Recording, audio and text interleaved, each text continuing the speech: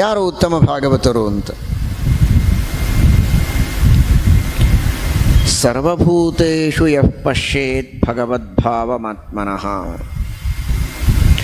ಎಲ್ಲ ಜೀವರಾಶಿಗಳಲ್ಲಿ, ಎಲ್ಲ ಜಡ ಪದಾರ್ಥಗಳಲ್ಲಿ ನಿಯಾಮಕನಾಗಿ ಭಗವಂತ ಇದ್ದಾನೆ ಎನ್ನುವ ವಿಶ್ವಾಸ ಯಾರಿಗಿದೆ ಅವನು ಉತ್ತಮ ಭಗವದ್ಭಕ್ತ. ಪ್ರತಿಮೆಗಳಲ್ಲಿ ದೇವರಿದ್ದಾನೆ, ದೇವಸ್ಥಾನಗಳಲ್ಲಿ ದೇವರಿದ್ದಾನೆ, ದೇವರ ಪೆಟ್ಟಿಗೆಯಲ್ಲಿರುವಂತಹ ಶಾಲಿಗ್ರಾಮಗಳಲ್ಲಿ ಪ್ರತಿಮೆಗಳಲ್ಲಿ, ದೇವಸ್ಥಾನದಲ್ಲಿರುವ ಪ್ರತಿಮೆಗಳಲ್ಲಿ, ಅಥವಾ ಇನ್ನು ಕೆಲವು ವಿಶೇಷ ಅಧಿಷ್ಠಾನಗಳಲ್ಲಿ ಮಾತ್ರ ದೇವರಿದ್ದಾನೆ. ಎಲ್ಲ ಕಡೆಗೆ ದೇವರಿಲ್ಲ ಅಂತ ತಿಳಿದರೆ ಅವನು ಉತ್ತಮ ಭಗವದ್ಭಕ್ತ ಅಲ್ಲ. ಅಲ್ರಿ, ದೇವರನ್ನು ನಂಬ್ತಾ ಇದ್ದೇನೆ, ದೇವರಿದ್ದಾನೆ ಅಂತ ಒಪ್ತೇನೆ, ಇದ್ದಾನೆ ಅಂತ ಒಪ್ತೀಯ ಅನ್ನೋದಕ್ಕೆ ಆಸ್ತಿಕ ಅಂತ ಹೇಳಬಹುದು. ಆದರೆ ಉತ್ತಮ ಭಗವದ್ಭಕ್ತ ಅಂತ ಹೇಳಬೇಕಾದರೆ ದೇವರು ಹೇಗಿದ್ದಾನೆ ಹಾಗೆ ತಿಳಿದರೆ ಆಗ ಅವನನ್ನು ಉತ್ತಮ ಭಗವದ್ಭಕ್ತ ಅಂತ ಹೇಳ್ಬೋದು ಅಲ್ವಾ. ಗಣಿತಜ್ಞ ಅಂತ ಯಾವಾಗ ಹೇಳ್ಬೋದು? ಗಣಿತದ ಶಾಸ್ತ್ರ ಏನು ಹೇಳುತ್ತೋ ಹಾಗೆ ಸರಿಯಾಗಿ ತಿಳಿದುಕೊಂಡು ಅದನ್ನು ಹೇಳಿದರೆ ಅವನು ಗಣಿತಶಾಸ್ತ್ರವನ್ನು ಬಲ್ಲವ ಅಂತ.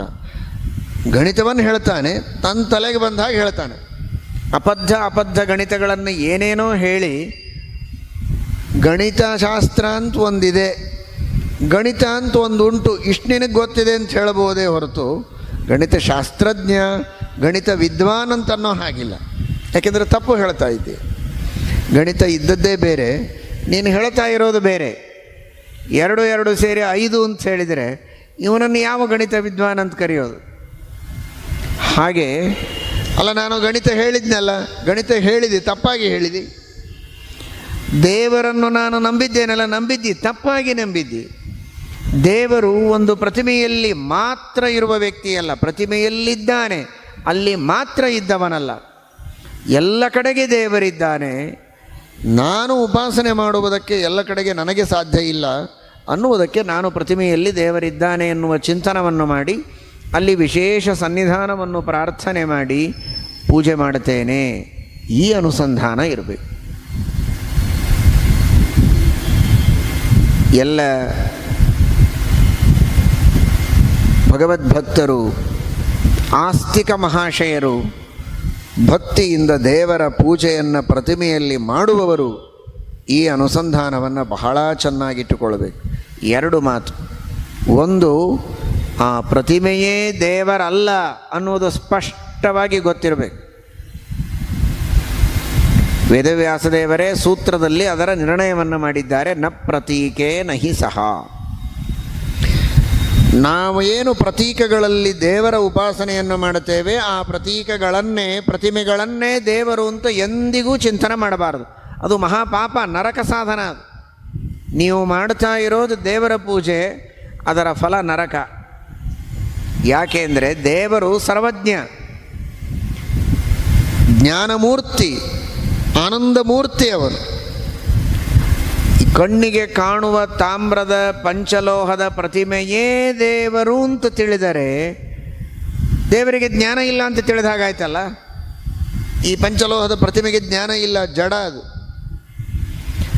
ಕಲ್ಲು ಅಥವಾ ಪಂಚಲೋಹ ಅಥವಾ ಕಟ್ಟಿಗೆ ಅಥವಾ ಬೆಳ್ಳಿ, ಬಂಗಾರ, ಯಾವುದೇ ಲೋಹ ಇರಬಹುದು, ಯಾವುದೇ ಶಿಲೆ ಇರಬಹುದು, ಅಥವಾ ಉಸುಕಿರಬಹುದು, ಮಣ್ಣಿರಬಹುದು.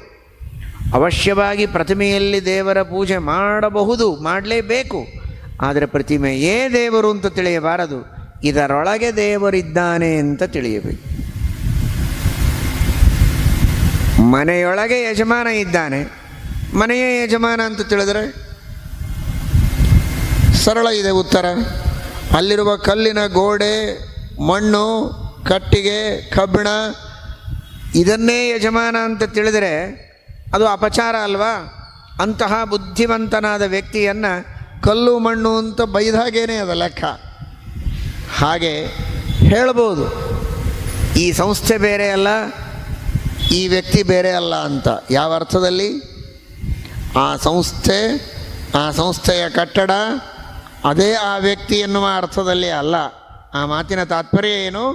ಈ ಸಂಸ್ಥೆ ಸಂಸ್ಥೆಯ ಉಸ್ತುವಾರಿ ಎಲ್ಲ ಇವನ ಕೈಯಲ್ಲಿದೆ, ಇದರ ಆಗುಹೋಗುಗಳೆಲ್ಲ ಇವನ ಅಧೀನ, ಇವನ ಇಚ್ಛೆಗೆ ಬಂದಂತೆ ಈ ಸಂಸ್ಥೆಯನ್ನು ಇವನು ನಡೆಸ್ತಾನೆ ಅನ್ನೋ ಅರ್ಥದಲ್ಲಿ ಈ ಸಂಸ್ಥೆಯೇ ಇವನು ಅಂತನ್ನುವ ರೀತಿಯ ವ್ಯವಹಾರವನ್ನು ಮಾಡ್ಬೋದು. ಆದರೆ ಮಾತಿನ ಅಭಿಪ್ರಾಯ ಚೆನ್ನಾಗಿ ತಿಳಿದಿರಬೇಕು. ಅದರಂತೆ ಈ ಪ್ರತಿಮೆಯೇ ದೇವರು, ಈ ಜಗತ್ತೇ ದೇವರು ಅನ್ನುವ ಮಾತುಗಳು ಇವೆ ಶಾಸ್ತ್ರದಲ್ಲಿ. ಆ ಮಾತಿನ ಅರ್ಥ ಏನು? ಜಗತ್ತಿನ ಕಣ ಕಣದಲ್ಲಿ ದೇವರು ತುಂಬಿದ್ದಾನೆ ಅಂತ ಅರ್ಥ. ಜಗತ್ತಿನ ಕಣ ಕಣಗಳೆಲ್ಲ ದೇವರ ಅಧೀನ, ದೇವರಿಲ್ಲದೆ ನಡೆಯೋದಿಲ್ಲ. ಈ ಅರ್ಥದಲ್ಲಿ ಇದನ್ನೇ ದೇವರು ಅಂತ ಕರೆಯೋದುಂಟು. ಇಲ್ಲೇನು ಬೇರೆ ಏನಿಲ್ಲಪ್ಪ, ಯಾರೋ ಒಬ್ಬನ ಹೆಸರು ದೇವದತ್ತಾಚಾರ್ಯ ಅಂತ ಇಟ್ಕೊಳ್ಳಿ, ಒಬ್ಬನ ಹೆಸರು. ಇನ್ಯಾವುದಾದ್ರೂ ಹೆಸರು ಹೇಳಿದರೆ ಅವ್ರ ಹೆಸರು ಹೇಳಿದ್ರು ನಮ್ಮ ಹೆಸರು ಹೇಳಿಲ್ಲ ಅಂತಾರೆ. ಅದಕ್ಕೆ ಯಾರ್ದು ಯಾವ ಹೆಸರಿಲ್ಲ ಅದನ್ನು ಹೇಳ್ತೇನೆ. ದೇವದತ್ತಾಚಾರ್ಯ ಅಂತ ಒಬ್ಬನ ಹೆಸರು. ಬಹಳ ಬಹಳ ಪರಿಶ್ರಮ ಪಟ್ಟಿದ್ದಾನೆ ಒಂದು ಕಾರ್ಯಕ್ರಮ ನಡೆಯೋದಕ್ಕೆ. ಉಪ್ಪಿನಿಂದ ತುಪ್ಪದವರೆಗೆ ಎಲ್ಲ ಪದಾರ್ಥಗಳ ವ್ಯವಸ್ಥೆ ಮಾಡಿದ್ದ ಅವನು. ಅಲ್ಲೆಲ್ಲ ಕಟ್ಟಡ ಕಟ್ಟಿಸಿದ್ದು ಅವನು, ಎಲ್ಲವೂ ಅವನದೇ. ಪರಿಚಯ ಮಾಡಿಸುವಾಗ ಪ್ರಾರಂಭದಲ್ಲಿ ಒಂದೋ ಎರಡೋ ಮಾತು ಹೇಳ್ತಾರೆ. ಈ ವ್ಯವಸ್ಥೆಯನ್ನು ಈ ದೇವದತ್ತಾಚಾರ್ಯರು ಮಾಡಿದರು, ನೀರಿನ ವ್ಯವಸ್ಥೆ ಮಾಡಿದರು, ಊಟದ ವ್ಯವಸ್ಥೆ ಮಾಡಿದರು. ಏನು ಜಾಸ್ತಿ ಹೇಳಲಿಕ್ಕಾಗತ್ತಪ್ಪ, ನಿಮಗೆ ಒಂದೇ ಮಾತಿನಲ್ಲಿ ಹೇಳೋದು ಅಂದರೆ ಈ ಕಾರ್ಯಕ್ರಮ ಬೇರೆ ಅಲ್ಲ, ಈ ದೇವದತ್ತಾಚಾರ್ಯರು ಬೇರೆ ಅಲ್ಲ, ಎಲ್ಲವೂ ಇವರೇ. ಕೊನೆಯ ಮಾತು, ಲಾಸ್ಟ್ ವರ್ಡ್. ನಿಮಗೆ ಒಂದೊಂದು ಹೇಳೋದ್ರೊಳಗೆ ಏನು ಬಹಳ ಅರ್ಥ ಇಲ್ಲ. ಇನ್ ಶಾರ್ಟ್ ಹೇಳೋದಾದರೆ ಎಲ್ಲವೂ ಇವರೇ ಅಂತ. ಏನು ಎಲ್ಲವೂ ಇವರೇ ಅಂದರೆ, ಬುದ್ಧಿವಂತನಾದ ಯಾವ ವ್ಯಕ್ತಿಯಾದರೂ ಈ ಮಾತಿನ ಅರ್ಥವನ್ನು ಸರಿಯಾಗಿ ಮಾಡಿಕೊಳ್ತಾನೆ. ಎಲ್ಲವೂ ಇವರೇ ಅಂದರೆ ಇವರೇ ಎಲ್ಲ ಅಲ್ಲ, ಎಲ್ಲವನ್ನು ಇವರೇ ಮಾಡಿದ್ದು. ಇವರೇ ಎಲ್ಲ ಅಂದರೆ ಕಲ್ಲು ಮಣ್ಣು ಹಾಲು ನೀರು ಉಪ್ಪು ಖಾರ ಎಲ್ಲ ಇವರೇನ? ಒಂದೊಂದಾಗಿ ಎಷ್ಟು ಅಂತ ಹೇಳೋದು ಎಲ್ಲ ಇವರೇ ಅಂದರೆ ಎಲ್ಲವನ್ನ ಮಾಡಿದ್ದು ಇವರೇ. ಎಲ್ಲವೂ ಇವರ ಕಂಟ್ರೋಲಲ್ಲಿದೆ, ಎಲ್ಲವೂ ಇವರ ಪ್ರೇರಣೆಯಂತೆ ನಡೀತಾ ಇದೆ. ಈ ಅರ್ಥದಲ್ಲಿ ಎಲ್ಲವೂ ಇವರೇ ಅಂತ. ಹಾಗೆ ರಾಮದೇವರ ದರ್ಶನ ಮಾಡಿ ಅಂತಾರೆ. ರಾಮದೇವರ ದರ್ಶನ ಅಂದರೆ ಆ ಪ್ರತಿಮೆಯಲ್ಲಿ ಸಾಕ್ಷಾತ್ ಬ್ರಹ್ಮಕರಾರ್ಚಿತವಾದಂತಹ ಪ್ರತಿಮೆ, ಶ್ರೀಮದ್ ಆನಂದತೀರ್ಥ ಭಗವತ್ಪಾದಾಚಾರ್ಯರಿಂದ ಅರ್ಚಿತವಾದ ಪ್ರತಿಮೆ. ಆ ಪ್ರತಿಮೆಯಲ್ಲಿ ಭಗವಂತನ ಅನಂತ ಸನ್ನಿಧಾನ ಇದೆ ಅನ್ನೋದಕ್ಕೆ ಅಲ್ಲಿ ದರ್ಶನ ಮಾಡಿ ಅಂತ. ಯಾವ ಸನ್ನಿಧಾನ, ಯಾವ ಅಧಿಷ್ಠಾನದಲ್ಲಿ, ಯಾವ ಪ್ರತಿಮೆಯಲ್ಲಿ ಭಗವಂತ ತನ್ನ ಅನಂತ ಸನ್ನಿಧಾನವನ್ನು ಇಟ್ಟಿದ್ದಾನೋ ಅಂತಹ ಪ್ರತಿಮೆಯ ದರ್ಶನ ಮಾಡಿ ಅನ್ನೋದು ತಾತ್ಪರ್ಯ. ಅದರಂತೆ ಈ ಕಾಣುವ ಜಗತ್ತೆಲ್ಲ ದೇವರು ಅಂತನ್ನುವ ರೀತಿಯಲ್ಲಿ ಶಾಸ್ತ್ರದೊಳಗೆ ಎಲ್ಲಿಯಾದರೂ ಹೇಳ್ತಾರಲ್ಲ, ಆ ಮಾತಿಗೆ ಸರ್ವಂ ಖಲ್ ವಿದಂ ಬ್ರಹ್ಮ, ಇದೆಲ್ಲವೂ ದೇವರು ಅಂತ. ಅದರರ್ಥ ಒಂದು ಸಂಸ್ಥೆ, ಒಂದು ಕಾರ್ಯಕ್ರಮ, ಒಂದು ಮನೆ, ಒಂದು ಕಟ್ಟಡ, ಒಂದು ಕೆಲಸ ಅಲ್ಲ, ಇಡಿಯಾದ ವಿಶ್ವವೇ ದೇವರು. ವಿಶ್ವದ ಪ್ರತಿಯೊಂದು ವಸ್ತುವು ದೇವರ ಅಧೀನ. ಈ ಅರ್ಥದಲ್ಲಿ ಆ ತರಹದ ಪ್ರಯೋಗಗಳನ್ನು ಮಾಡುತ್ತಾರೆ ಎಂಬುದಾಗಿ ಶ್ರೀಮದ್ ಆಚಾರ್ಯರು ನಮಗೆ ತಿಳಿಸಿಕೊಟ್ಟಿದ್ದಾರೆ. ಹೀಗಾಗಿ ಪ್ರತಿಮೆಯಲ್ಲಿ ದೇವರಿದ್ದಾನೆ ಅಂತನ್ನುವ ಚಿಂತನೆಯನ್ನು ಮಾಡಬೇಕೇ ಹೊರತು ಪ್ರತಿಮೆಯಲ್ಲಿ ಮಾತ್ರ ದೇವರಿದ್ದಾನೆ ಅಂತ ಚಿಂತನೆ ಮಾಡಬಾರದು. ಅದು ದೇವರ ಸರ್ವವ್ಯಾಪ್ತಿಗೆ ನಾವು ಅಪಚಾರ ಮಾಡಿದಂತೆ. ಭಗವಂತನ ವ್ಯಕ್ತಿತ್ವಕ್ಕೆ ಉಪಚಾರ ಮಾಡುವುದಕ್ಕೆ ಹೋಗಿ ಅಪಚಾರ ಮಾಡಿದಂತಹ ದೊಡ್ಡ ಪಾಪ ನಮಗೆ ಬರುತ್ತೆ. ಆ ಕೆಲಸವನ್ನು ನಾವು ಮಾಡಬಾರದು. ಯುಧಿಷ್ಠಿರ ಮಹಾಭಾರತದ ಸಭಾಪರ್ವದ ಪ್ರಸಂಗದಲ್ಲಿ ಜೂಜಾಟಕ್ಕೆ ಕರೀತಾನೆ. ದುರ್ಯೋಧನ, ಧೃತರಾಷ್ಟ್ರ, ದುರ್ಯೋಧನಾದಿಗಳ ಮಾತು ಕೇಳಿ ಹೇಳಿ ಕಳಿಸ್ತಾನೆ. ಎಲ್ಲರೂ ಬೇಡ ಅಂತಾರೆ. ಬೇಡ ಬೇಡ ಹೋಗಬೇಡ, ಇದರಲ್ಲಿ ಮೋಸ ಇದೆ ಅಂತ. ಯುಧಿಷ್ಠಿರ ಹೋಗ್ತಾನೆ, ಜೂಜಾಟ ಆಡ್ತಾನೆ, ಸೋಲ್ತಾನೆ, ವನವಾಸ, ಅಜ್ಞಾತವಾಸ ಇದೆಲ್ಲ ಆಗ್ತದೆ, ಯುದ್ಧ ಆಗ್ತದೆ, ಮುಂದೆ ಗೆಲ್ತಾರೆ. ಆ ವಿಷಯ ಬೇರೆ. ಆ ಪ್ರಸಂಗದಲ್ಲಿ ಕೃಷ್ಣ ಅಲ್ಲಿರೋದಿಲ್ಲ. ಕೃಷ್ಣ ಉಪಪ್ಲಾವ್ಯ ನಗರಕ್ಕೆ ಹೋಗಿರ್ತಾನೆ. ವನವಾಸ ಪ್ರಾರಂಭ ಆದ ಮೇಲೆ ಕೃಷ್ಣ ಬರ್ತಾನೆ. ಏನು ಹೀಗೆಲ್ಲ ಆಯಿತು? ಜೂಜಾಟ ಆಡಿದರಂತೆ, ಸೋತರಂತೆ, ವನವಾಸಕ್ಕೆ ಬರಬೇಕಾಯಿತು, ಬಹಳ ಮನಸ್ಸಿಗೆ ಖೇದವಾಗ್ತದೆ, ಹೀಗಾಗಬಾರ್ದಾಗಿತ್ತಲ್ಲ ಅಂತ ಕೃಷ್ಣ ಅಂದ. ಏನು ಗೊತ್ತಿಲ್ಲದೆ ಇದ್ದವರ ಹಾಗೆ. ಯುಧಿಷ್ಠಿರ ಏನನ್ನಬೇಕು ಅದಕ್ಕೆ? ಕೃಷ್ಣ, ನೀನು ಸರ್ವಜ್ಞ, ನೀನು ಸರ್ವತ್ರ ವ್ಯಾಪ್ತ, ನಿನಗೆಲ್ಲ ಗೊತ್ತು, ನಿನ್ನ ಇಚ್ಛೆಯಂತೆಯೇ ನಡೆದಿದೆ, ನಮ್ಮ ಹಣೆ ಬರಹ ಆಗಿದೆ, ನಿನ್ನ ಸಂಕಲ್ಪಕ್ಕೆ ತಕ್ಕ ಹಾಗೆ ಆಗಿದೆ ಅಂತ ಅನ್ನಬೇಕಾಗಿತ್ತು. ಹಾಗನ್ನಲಿಲ್ಲ ಯುಧಿಷ್ಠಿರ. ಹೌದಪ್ಪ, ನೀನಿದ್ರೆ ಇದೆಲ್ಲ ಆಗ್ತಾನೇ ಇರಲಿಲ್ಲ, ನೀನಿದ್ರೆ ಈ ಜೂಜಾಟವನ್ನು ನೀನು ಆಡಿಸ್ತಾ ಇರಲಿಲ್ಲ, ಏನೋ ಮಾಡಿ ಇದಕ್ಕೆ ಅಡೆತಡೆ ತರ್ತಾ ಇದ್ದಿ, ಇದನ್ನು ನಿಲ್ಲಿಸ್ತಾ ಇದ್ದಿ, ನಮಗೆ ಅಜ್ಞಾತ ವನವಾಸಕ್ಕೆ ಹೋಗೋ ಪ್ರಸಂಗನೇ ಬರ್ತಿರಲಿಲ್ಲ, ನೀನಿರಲಿಲ್ಲ ಅನ್ನೋದಕ್ಕೆ ಈ ತರಹದ ಪರಿಸ್ಥಿತಿ ನಮಗೆ ಒದಗಿ ಬಂತು ಅಂತ ಒಂದು ಮಾತು ಯುಧಿಷ್ಠಿರನ ಬಾಯಿಯಿಂದ ಬಂತು. ಅಂದರೆ ಯುಧಿಷ್ಠಿರ ಸಾಮಾನ್ಯ ಅಲ್ಲ. ನಾನು ಈ ಸಂದರ್ಭದಲ್ಲಿ ಉದಾಹರಣೆ ಹೇಳ್ತಾ ಇದ್ದೇನೆ ಅಂದರೆ ಅವನು ಉತ್ತಮ ಭಾಗವತ ಅಲ್ಲ ಅಂತ ತಿಳ್ಕೊಬೇಡಿ. ಯಮಧರ್ಮನ ಅವತಾರ, ಪರಮ ಭಗವದ್ ಭಕ್ತ. ಆದರೆ ಆ ಒಂದು ಪ್ರಸಂಗದಲ್ಲಿ ಅವನಿಗೆ ವಿಸ್ಮರಣೆಯಾಗಿದೆ ಅಷ್ಟೇ. ಅದಕ್ಕೋಸ್ಕರ ಮಾತ್ರ ಉದಾಹರಣೆ ಕೊಡ್ತಾ ಇರೋದು.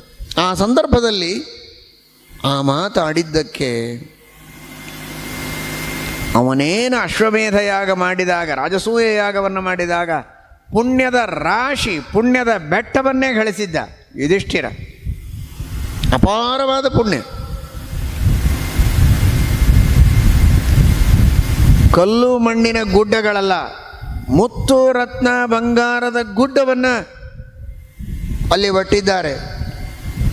ಭೀಮಸೇನ ದೇವರು, ಅರ್ಜುನ, ನಕುಲ, ಸಹದೇವ 4 ಜನ ಹೋಗಿ ಎಲ್ಲ ಕಡೆಗೆ ಸಂಚಾರ ಮಾಡಿ 100 ಯೋಜನಗಳ ಬಂಗಾರದ, ಮುತ್ತು ರತ್ನಗಳ, ವಜ್ರಗಳ ಬೆಟ್ಟ ಇತ್ತಂತೆ. ಅಷ್ಟು ಸಂಗ್ರಹ ಮಾಡಿ ಕಪ್ಪು ಕಾಣಿಕೆಗಳನ್ನು ತಂದು ಹಾಕಿದ್ದಾರೆ. ಅಷ್ಟನ್ನು ದಾನ ಮಾಡಿದ್ದಾರೆ. ಅಷ್ಟು ದಾನ ಮಾಡಿದ್ದಾರೆ. ಏನು ಪುಣ್ಯ, ಲೆಕ್ಕನೇ ಇಲ್ಲ ಪುಣ್ಯ. ಅನ್ನದಾನಕ್ಕಂತೂ ಮಿತಿಯೇ ಇಲ್ಲ. 1,00,000 ಜನರಿಗೆ ಭೋಜನವಾಗಿದೆ ಅಂತ ಆದರೆ ನನಗೊಂದು ಸೈರನ್ ಕೊಡಿ ಅಂತ ಹೇಳಿದ್ದಂತೆ ಯುಧಿಷ್ಠಿರ. 1,00,000 ಜನರ ಭೋಜನವಾಯಿತು ಅಂತ. ಅಲ್ಲಲ್ಲಿ ಬೇರೆ ವ್ಯವಸ್ಥೆ, ಅಡುಗೆಯವರು ಬೇರೆ, ಬಡಿಸುವವರು ಬೇರೆ, ವ್ಯವಸ್ಥಾಪಕರು ಬೇರೆ, ಆ ಮಂಟಪಗಳೇ ಬೇರೆ. 1,00,000 ಜನರ ಭೋಜನ ಆದರೆ ನನಗೊಂದು ಗಂಟೆ ಹೊಡೆದು ಬಿಟ್ಟರೆ 1,00,000 ಜನರ ಊಟ ಆಯಿತು ಅಂತ ಗೊತ್ತಾಗ್ತದೆ. ಕೂತಲ್ಲೇ ನಾನು ಕೃಷ್ಣಾರ್ಪಣೆ ಹೇಳ್ತೇನೆ ಅಂತ. ಅಷ್ಟೆಲ್ಲ ಕಡೆಗೆ ಓಡಾಡಿ ಹೇಳೋಷ್ಟು ಸಾಧ್ಯ ಇಲ್ಲ. ಯಾಕಂದರೆ 14 ಲೋಕದ ಜನ ಎಲ್ಲ ಅಲ್ಲಿ ಬಂದಿದ್ದಾರೆ ಭಾಗವಹಿಸೋದಕ್ಕೆ. ಎಲ್ಲಿಂದ ಓಡಾಡಬೇಕು ಇವನು? ಮಹಾಭಾರತ ವರ್ಣನೆ ಮಾಡುತ್ತದೆ. ಅಂತಹ ಗಂಟೆಗಳು ದಿನಕ್ಕೆ ಎಷ್ಟು ಬಾರಿ ಬಾರಿಸ್ತಾ ಇದ್ದರು ಅಂದರೆ, ಬೆಳಗ್ಗೆ ಸೂರ್ಯೋದಯಕ್ಕೆ ಪ್ರಾರಂಭ ಆದದ್ದು ಸೂರ್ಯಾಸ್ತದವರೆಗೆ ಗಂಟೆ ನಿಲ್ತಾನೇ ಇರಲಿಲ್ಲ. ಈ ಕಡೆಗೆ ಒಂದು ಢಣ್ ಅಂತ ಹೊಡೆದಾರೆ ಅಂದರೆ 2ನೇ ಕ್ಷಣಕ್ಕೆ ಇನ್ನೊಂದು ಕಡೆಗೆ. ಅಷ್ಟು ವ್ಯವಸ್ಥೆ ಇತ್ತು, ಅಷ್ಟು ಜನ ಇದ್ದರು, ಅಷ್ಟು ಜನರಿಗೆ ಅನ್ನದಾನ ನಡೀತಾ ಇತ್ತು. ನಿರಂತರ ಘಂಟಾನಾದ ಕಿವಿಗೆ ಬೀಳ್ತಾನೇ ಇತ್ತಂತೆ. ಇವನು ಕೃಷ್ಣಾರ್ಪಣ ಅನ್ನಲಿಕ್ಕೆ ಕೈ ಮುಗಿದವನು ಕೈ ಕೆಳಗಿಡಲಿಕ್ಕೆ ಅವಕಾಶ ಆಗಿರುತ್ತಿರಲಿಲ್ಲ. ಆ ರೀತಿಯ ಅನ್ನದಾನವನ್ನು ಮಾಡಿದ ಮಹಾನುಭಾವ ಯುಧಿಷ್ಠಿರ. ಸುವರ್ಣದಾನ ಮಾಡಿದ ಮಹಾನುಭಾವ, ರಜತದಾನ ಮಾಡಿದ ಮಹಾನುಭಾವ, ಗೋದಾನ ಏನು, ಭೂದಾನ ಏನು ಅದೆಲ್ಲ ಮಾಡುವುದಕ್ಕೆ ಪ್ರೇರಣೆ ಮಾಡಿದವರು ಭೀಮಸೇನ ದೇವರು, ಅರ್ಜುನಾದಿಗಳು, ಸೇವೆ ಮಾಡಿದವರು ನಕುಲ ಸಹದೇವರೆಲ್ಲ ಇದ್ದಾರೆ. ಆದರೆ ಅಷ್ಟೆಲ್ಲ ಪುಣ್ಯವನ್ನು ದಕ್ಕಿಸಿಕೊಳ್ಳೋ ಯೋಗ್ಯತೆ ಯುಧಿಷ್ಠಿರನಿಗೆ ಇರಲಿಲ್ಲ. ಅವನಿಗೆ ಬೇಕಾದಷ್ಟು ಯೋಗ್ಯತೆ ದೊಡ್ಡದಿದೆ, ಆದರೆ ಯೋಗ್ಯತೆ ಮೀರಿ ಅವನಿಗೆ ಪುಣ್ಯ ಬಂದಿತ್ತು. ಯಾವಾಗ ಈ ಮಾತಂದ ನೋಡಿದರೆ, ಕೃಷ್ಣ ನೀನಿದ್ರೆ ಇದಾಗ್ತಿರಲಿಲ್ಲ, ನೀನಿಲ್ಲ ಅನ್ನೋದಕ್ಕೆ ಜೂಜಾಟ ಆಯಿತು ಅಂತ. ಆ ಇಲ್ಲ ಅಂತ 2 ಅಕ್ಷರ ಅಂದದ್ದಕ್ಕೆ ಇವನೊಳಗೇನು ಯೋಗ್ಯತೆ ಮೀರಿ ಪುಣ್ಯದ ರಾಶಿ ಬಂದಿತ್ತೋ ಅದು ಇಮಿಡಿಯೇಟಾಗಿ ಭೀಮಸೇನ ದೇವರಿಗೆ ಟ್ರಾನ್ಸ್ಫರ್ ಆಗಿ ಹೋಗಿದೆ. ಧರ್ಮರಾಜ ಗಳಿಸಿದ ಪುಣ್ಯದ ರಾಶಿ ಭೀಮಸೇನ ದೇವರಿಗೆ ಬಂದಿದೆ. ಅವರಿಗೆ ಸ್ವಯಂ ಪುಣ್ಯ ಬೇಕಾದಷ್ಟು ಬಂದಿತ್ತು. ಇವನು ಮಾಡಿದ ಪುಣ್ಯ ಎಕ್ಸಸ್ ಆದದ್ದು ಅವರಿಗೆ ಹೋಯಿತು. ಅವರದು ದೊಡ್ಡ ಪಾತ್ರ. ಎಷ್ಟು ಬಂದರೂ ಇನ್ನೂ ಸ್ವಾಹಾನೆ. ಜೀವೋತ್ತಮರವರು ಅರ್ಥ ಮಾಡಿಕೊಳ್ಳಿ.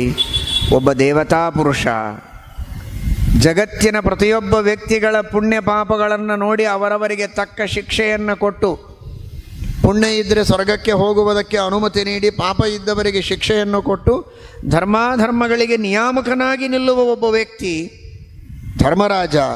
ಅಂಥವನ ಅವತಾರ ಯುಧಿಷ್ಠಿರ ಪರಮ ಭಗವದ್ಭಕ್ತ.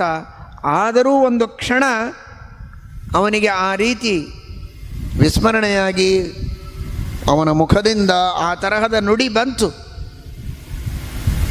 ಅನ್ನೋದಕ್ಕೆ ಅವನ ಪುಣ್ಯ ಎಲ್ಲ ಭೀಮಸೇನ ದೇವರಿಗೆ ಟ್ರಾನ್ಸ್ಫರ್ ಆಯಿತು ಅಂದರೆ ನಿಮ್ಮಂಥವರ ಹಣೆ ಬರಹ ಏನು?